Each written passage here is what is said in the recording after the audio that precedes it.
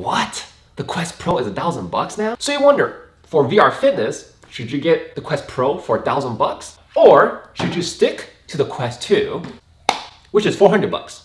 Adding a comfortable strap is about $100 at the combine of $500, which is roughly half the cost of Quest Pro.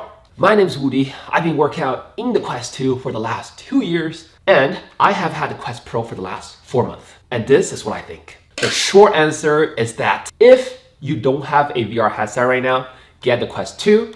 If you have the Quest 2 already, do not upgrade to the Quest Pro and just simply wait for the Quest 3. With that being said, let's go over that in a little bit more detail. For starters, I try really hard to like the Quest Pro. And that's because the Quest Pro has many awesome features that I like. For example, the pancake lenses are brighter, sharper, and give you more field of view. Matter of fact, the headset is so bright. After I used the Quest Pro and put on the Quest 2, I feel like I went from a sunny day to a cloudy day. The image just feels more alive because everything is sharper and brighter. Its color pass-through is pretty darn good too. It's not good enough to read your phone and find text, but what is awesome at is walking around the house and able to kind of see everything in full color. To be able to go grab a glass of water or tie my shoes when I'm playing VR sports, it makes everything that much more convenient.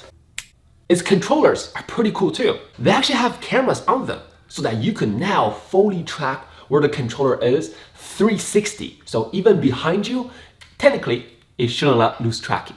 Other features like facial gesture and some other perks, which are also great, added to the mix. But the most important thing is that it just has better imaging and it has really good color pass-through. But that, ladies and gentlemen, does not make up for its flaw.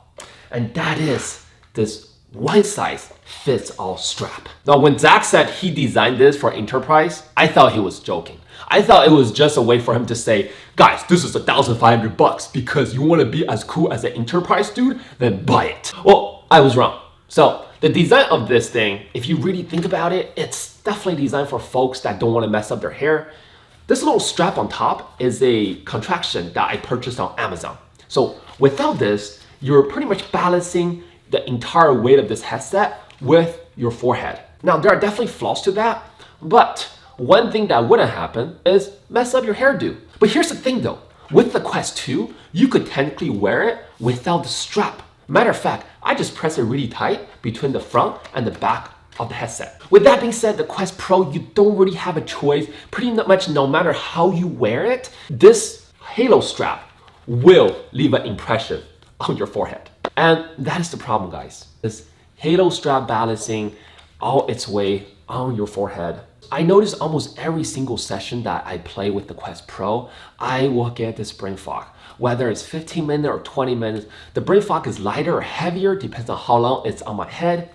But what's worse is if I'm using this headset for more than an hour, a lot of times I will get this minor headache. If you look up online, there's a lot of people that are experiencing the same issue. Matter of fact, my wife, who is not as prone to this kind of discomfort, she used the headset 3 times. And out of the 3 times, now she didn't even work out with it. She just played escape room games. Out of the 3 times, she got headache every single time. Because how the strap is designed, it's just not that secure on your head. No matter how tight you make it to be, it is still a little bit wobbly. And I think that's where the main issue is, especially if you are using it to work out. You're gonna jump around a lot, and what happens is you're gonna balance this entire weight on your forehead and it wobbles. So it constantly bumps into your forehead. Just imagine you have something that's constantly hitting the front of your forehead. Ow. And that will inevitably result in a headache. Now, I purchased this contraption on Amazon. It has great reviews, and I could see why. It does make the headset a bit more comfortable, but it still doesn't really solve the discomfort problem. And that is because if the headset is too tight, the front and back is not that the only thing that's making your head tight, but the forehead strap, which right over here, is what presses your forehead first. So you really don't feel the tightness from the front and back, but rather you feel a lot of the tightness from your forehead. Now, if you make this loose, where this contraction come into play, the headset is gonna be too loose and it's gonna be really wobble on your head. So despite this make things a little bit better, the contraction that I purchased, it still doesn't fully resolve and solve the problem. Now, when it comes to Quest 2, despite it doesn't have the bright image, the color pass-through, what it does have is different type of straps that you could find to fit your head too. And for me, it just happens to be the Elite strap, and it works out really well. Matter of fact, it works out so well for me that I usually keep this really loose or don't have this top thing at all, and just put it on my head. And I just literally strap the Quest 2 directly onto my head without the top strap being present.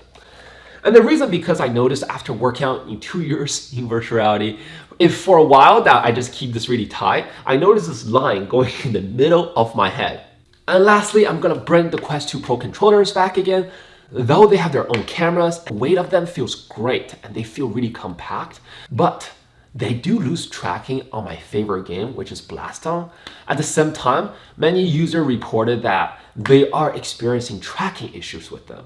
And I could also see if you are playing games like Oh Shape, which is a dancing game, you have to put the controller really close to your body sometimes. If the camera is covered, it could lose tracking. So there you have it, guys. The Quest Pro is an awesome headset, packed with awesome features, but it's just not that comfortable. And especially if you're like me, using it for VR fitness. With that being said, I'm really looking forward to Quest 3, which should be out in late Q3 or Q4 of this year. Based on rumor, it's gonna be a mashup between the best of both worlds. It's going to have the sharp image and the better lens of the Quest Pro, and it's going to have the design and the strap of the Quest 2. Anyways, thank you guys so much for watching, and I hope this video has been helpful. This is Uri. Peace out.